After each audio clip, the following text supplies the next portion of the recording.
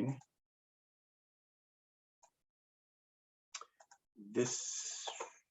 That's not the right screen.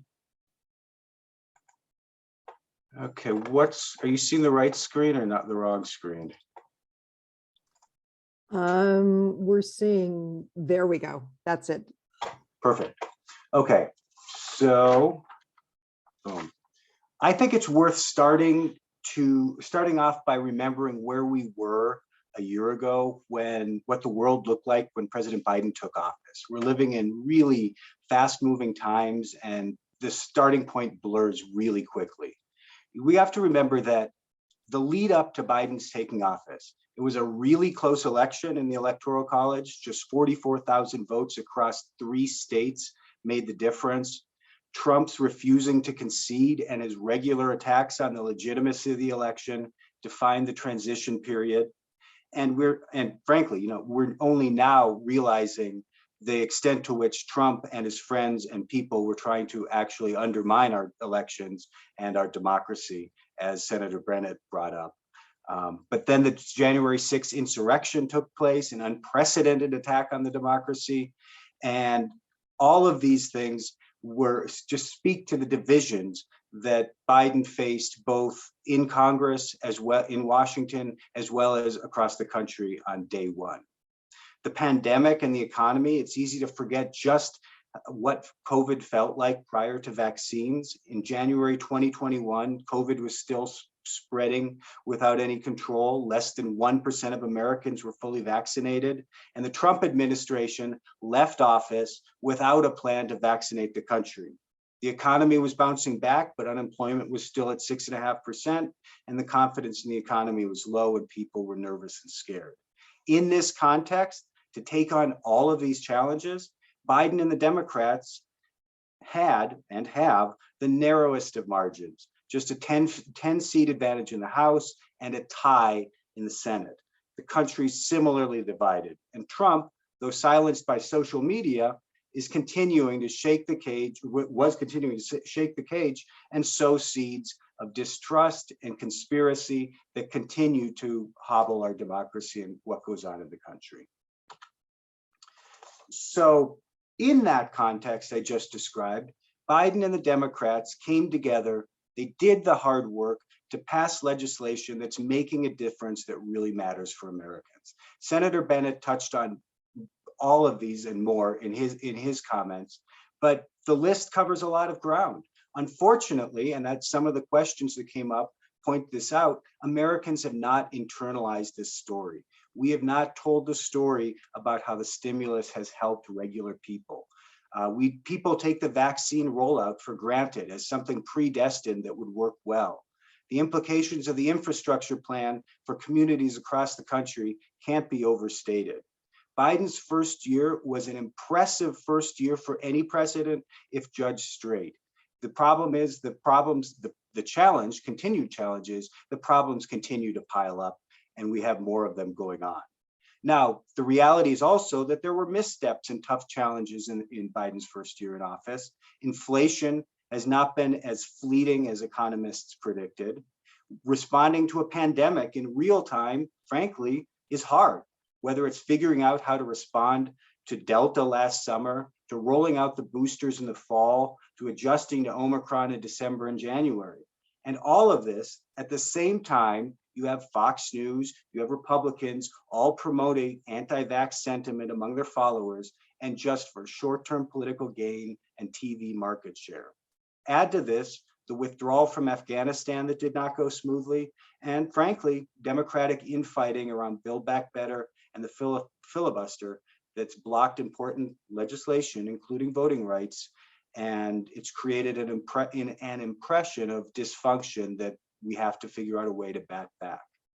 So, where do we stand right now?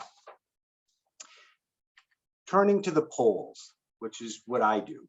Turning to the polls, I want to put some numbers on a lot of these facts. One of the more important measures of any presidency, from a data perspective, is the president's approval rating. Tracking it over time provides insights about how things are going for the president, as well as for the country and how people feel. On the left of this slide, The 538 website tracks Biden's job approval rating across his presidency.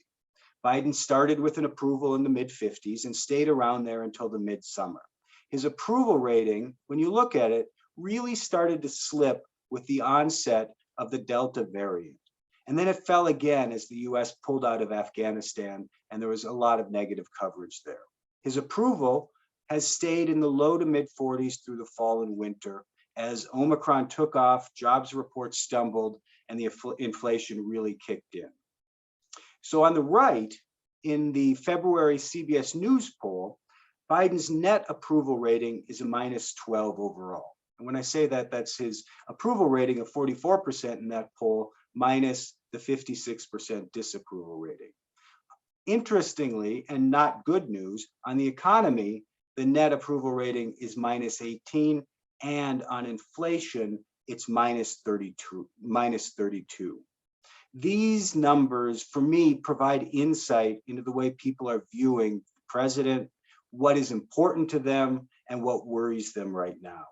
One of the keys to boosting Biden's job approval is obviously getting the economy back on track, but in a way that people recognize and feel. The economy, frankly, is on track. It's booming, as if you listen. I was listening to Marketplace this afternoon. But people are responding in these polls, and in their judgment of the president, they're responding to what they see and what they feel. And what they see and feel is not jobs reports and numbers that come out of the government.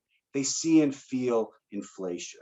And I'm going to be coming back to that several times during this presentation. So I took a few recent polls to break out numbers to help us understand what Americans are thinking these days. This CBS News poll fielded February 8 to 11, so just last week. On the left, 73% of Americans, 73% of Americans said that things in America are going badly. This was in January. 73% said things are going badly, 26% said things are going well. Now in February, 67% say things are going badly. While it is an improvement from 73 to 67, the reality is still that over 2/3 of Americans are negative about what's happening in Biden's America. Even Democrats are split 52-48 on this basic question. Independents here are much more like Republicans, which is not a good thing for going into an election year for Democrats, and independents and Republicans overwhelmingly say that things are going badly. Now, on the right, people were asked about how they feel about the next year. What do they feel? Not just to rate something, but how do they feel about the next year? People could select up to 2 feelings.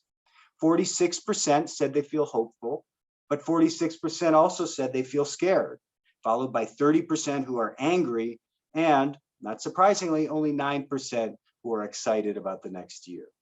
When I break it out by party, 2/3 of Democrats are hopeful, but importantly, even among Democrats, 1/3 are scared.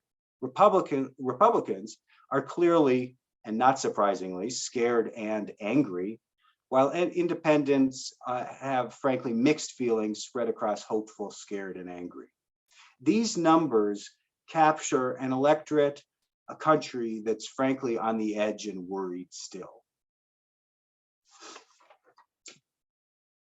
Moving on to the things that shape how people feel these days. Frankly, COVID and the economy. You can see on the left that perceptions about how the US was dealing with COVID slipped steadily from July through January. The period of that time when, as we talked about a moment ago, Delta was surging and the booster rollout was bumpy and Omicron kicked in. As the Omicron wave is broken, we are seeing some improvement here from January to February, and hopefully the COVID numbers continue to fall and people's perceptions on the pandemic and the response to it, and the president's response to it, begin to improve. On the right, perceptions of the economy have also improved slightly, but again, the overall perception of the economy, like the broader question about how things are going in America, is negative. Again, these numbers are capturing worry and concern on the part of the electorate and the country.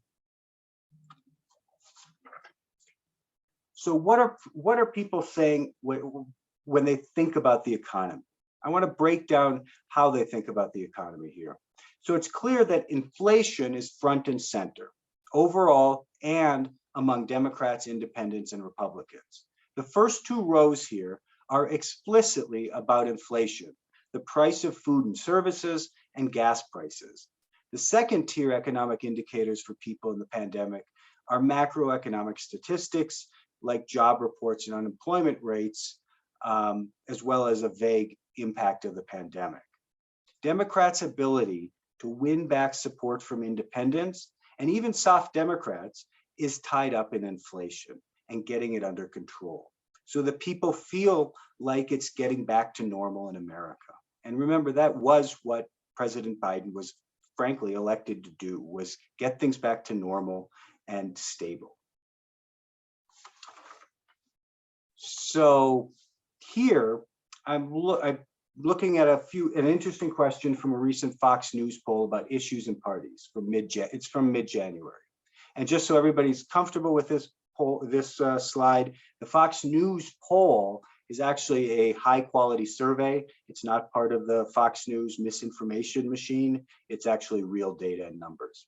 So on the left are the issues that voters say Democrats handle better: climate, racism, healthcare, uniting the country, and COVID.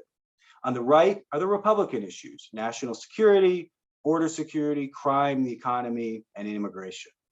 When I think about the issues that are likely going to be front and center in the fall, I fear more of them are Republican issues based on these numbers.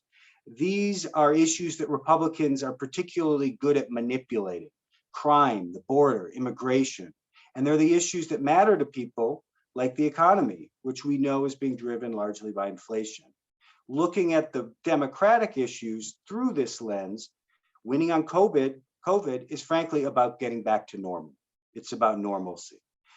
We have yet, as a party or a movement, been able to turn the climate issue into a national issue that is winning elections across the country.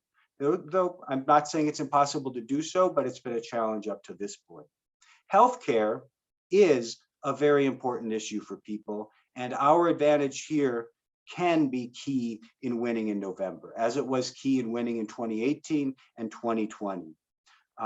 We're better off talking about healthcare, certainly, than being distracted by Republican cultural issues that they're going to try to muddy the waters with. On the issue of getting back to normal, and what I see in some of these numbers, it's really, as I said, giving people the stability that the Biden campaign was premised upon, essentially the rationale for his campaign. The pandemic fading and inflation falling are necessary steps toward really restoring the stability and normalcy that people really want. Okay, so here I'm going to take a break for just a moment because I've been showing a lot of numbers that don't feel particularly good. They're worrisome. And because it's mid-February, I did find some happy numbers to show people.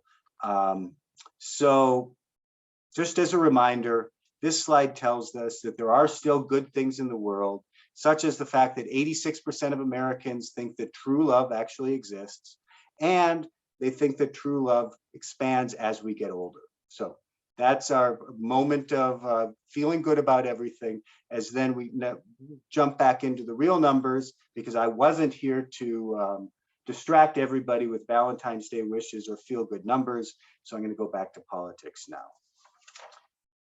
And I also want to check time. I'm going to jump one slide here.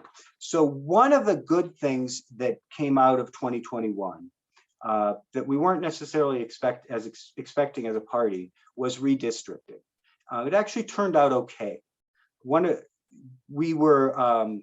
you look at estimates by experts like Dave Wasserman, which is on the left, and I don't expect you to be able to read those numbers, Dems will probably net around 2 or 3 seats from redistricting. The reasons are several. The courts, frankly, didn't let Republicans get away with all the gerrymandering. Republican states that adopted redistricting commissions and reforms about how they do redistricting over the past decade, they stuck to the spirit of those reforms more than we expected. And to our advantage, where we could, in the few states we could, Dems actually played hardball more than in this cycle, more than they have in other cycles. This was especially clear in the state of New York. And then in the end, Republicans did not push for every last advantage this cycle as they were pushing redistricting. On this note of not pushing for every last advantage, Republicans, what they did was ended up focusing more on protecting their seats than expanding their map. The result is that we have a national map for the House of Representatives that's actually a bit better for Democrats, but also a bit less competitive overall because Republicans were gerrymandering to protect their own incumbents. Now, one comment about the benefits or how this is good news, but not exponentially good news. This map doesn't guarantee the new map doesn't guarantee anything. Doesn't guarantee that the Democrats hold the House. It's far from it. It means that our starting point is a little bit better than we expected 12 months ago. Nonetheless, any advantage that we seem to have gained on redistricting does not at this point override the headwinds we're facing this cycle. And one other thing to think about when people talk about redistricting is that we're comparing the 2020 map to the 2010 map, which was frankly awful and the result of the Tea Party sweep nearly from 10 years ago. But still, it was one of the pieces of good news electorally and politically that came out of 2021. So moving on to the Senate. I actually find the Senate really interesting from a political perspective. First, the Senate's design, favoring rural states over urban states, disadvantages Democrats. We have a largely urban coalition. We get our votes mostly from urban areas. A prime example of this, and many of you probably heard it, is California versus Wyoming. There are almost 40 million people in California, 2 senators. There are 570,000 people in Wyoming, 2 senators. Each senator in California represents about 20 million people, while each senator in Wyoming represents about 275,000 people. Expanding this to the nation, is what this chart shows, the part that's circled in black. When you look at population, Democrats in the Senate have been representing over a majority of Americans each year starting in 1998. And this is the important thing, no matter which party controlled the Senate. And it's the way the Senate's created, it's the way it works, but it's one of the things we're pushing uphill on every cycle. And it's a similar effect that you see in the Electoral College, where Joe Biden can carry the popular vote by so many millions of votes and still have an exceedingly close Electoral College. Another way that the Senate is challenging for Democrats is related to the recent sorting of voters along education lines. And education here is largely a stand-in for class. Looking at this graphic on the left, which is among whites, it's only among whites, you can see on the left for each year, if you look in each of the 3 in 2012, 16 and 20, for each year, the Democratic deficit among whites with no college degree has gone from -25 to -39 to -35. It got worse in 2016, but really when you look across these 3 elections among whites with no college, it's pretty steadily bad, not changing all that much. But on the right in each year, we see that the Democratic performance among whites with a college degree has been steadily improving from -14 to -4 to actually +3. The result is that a bigger part of the Democratic coalition is college-educated whites, and they cluster in urban areas which are underrepresented in the Senate.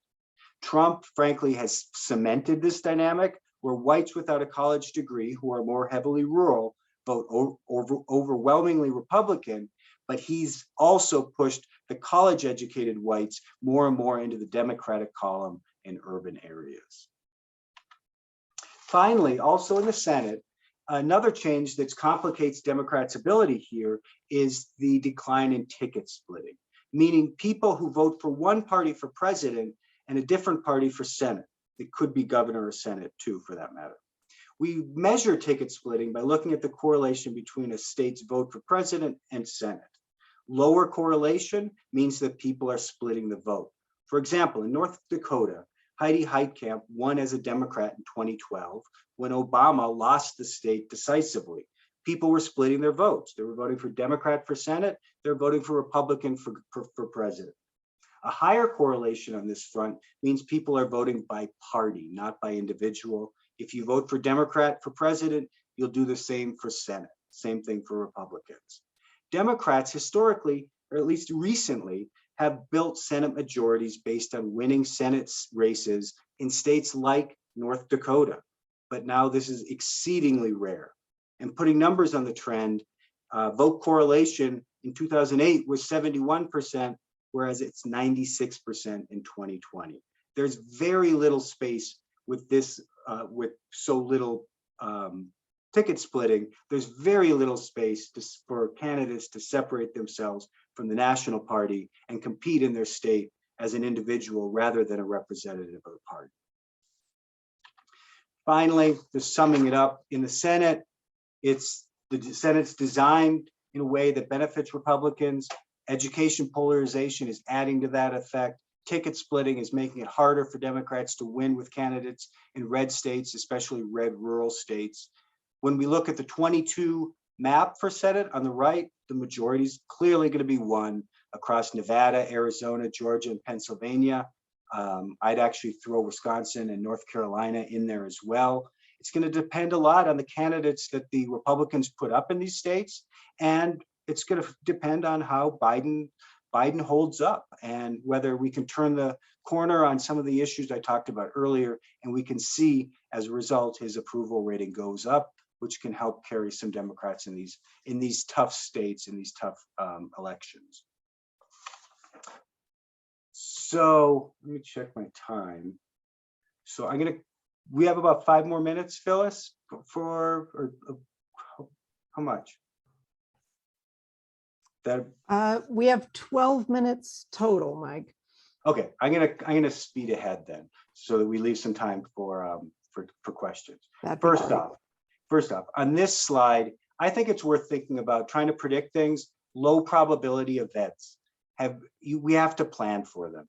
If you think about the last 2 years, we faced a lot of them: the pandemic, Trump's victory, violent insurrection, Democrats winning 3 elections in Georgia.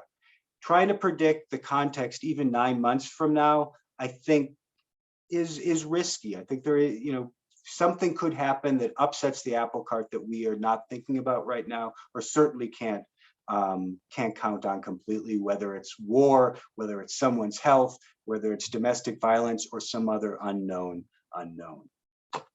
Looking ahead, I break the issues into 2 large camps: things that are outside our control and things that are inside our control. The things that are outside our control are about the context in which the election is going to occur.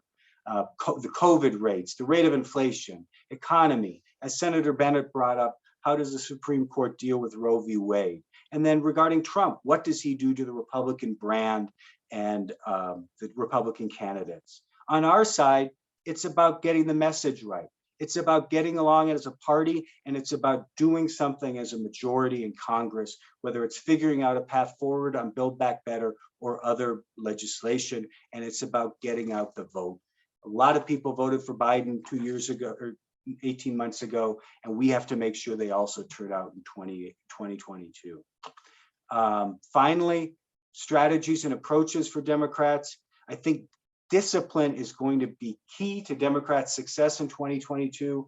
Are we talking about things that people care about, things that are popular?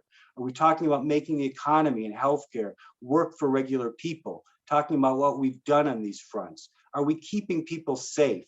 Are we taking voters, and this is really important, voters' worries and problems seriously? Because empathy is important, and taking people's concerns is important too if we want to grow our tent. We can, Trump, well, one final comment, Trump does not fit into every election the same way, into every election scenario. He, Donald Trump, has to insert himself into a campaign dynamic. If we spend all of our time talking about Trump, what voters are hearing is us talking about the past. They're not paying attention to what he's doing the way insiders are paying attention to what Trump's still doing. So they hear us banging on Trump all the time as the past, not the future, and definitely not their future. If Trump does insert himself, we have lots to hit him with and lots to hit the people he endorses with, but we can't force it in a way that looks like we're out of touch with what people really care about and really want us to deal with. That's it. Okay. Thanks so much, Mike. That was great. And in fact, we do have a question from the audience about posting it. Would you be okay with us posting your presentation on our website? Oh yeah, this fine. Let me just go sure and make sure that I'm citing everybody correctly in it, but yeah. I'll work with you on that, and then we'll put a PowerPoint up in the members section of the website where we can just post all this sort of stuff. Okay. Okay, so I'm going to start with a question that we got. Man, is there any good news to be had for Dems in the 2022 election cycle? You didn't see the slide about the true love? Not sure that was specific to Democrats. I mean, we have a record. I think what Senator Bennett was bringing up early on was the Democrats and President Biden did a lot in 2021. There is a record to run on. We have to figure out how to talk about the successes, whether they're in the stimulus, whether they're in the infrastructure plan, in ways that connect to people. And you're gonna localize this message in each race. It's not going to be a one size fits all, and there are going to be some times that you emphasize one thing in one state and another thing in another state, but you're still singing from the same hymnal, I guess is the old saying. And I think that is the good news. It's not that we spent 2021 twiddling our thumbs, wondering, not accomplishing anything. The party did come together. I mean, and when you think about the fact that they did everything they did with a 50-50 Senate is stunning. And which brings up a related point, which is talk about what we have done, not what we were unable to do.